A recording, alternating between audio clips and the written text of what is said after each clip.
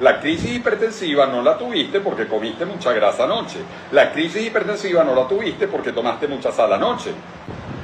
La crisis hipertensiva la tuviste porque te bajaste el pan canilla completo, la baguette, tú solo, o te metiste 2 platos de pasta y después te metiste unos profiteroles.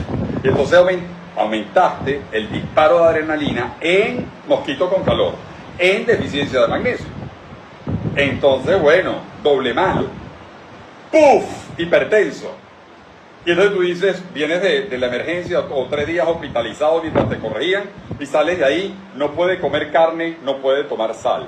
¡No! La carne no es el culpable, la sal no es la culpable. Por cierto, sal no es lo que tú tomas, eso que está en la mesa del restaurante es vidrio con microplástico. Sal es esa cosa que tú tienes, rosada del Himalaya o la otra marina por allá de no sé dónde.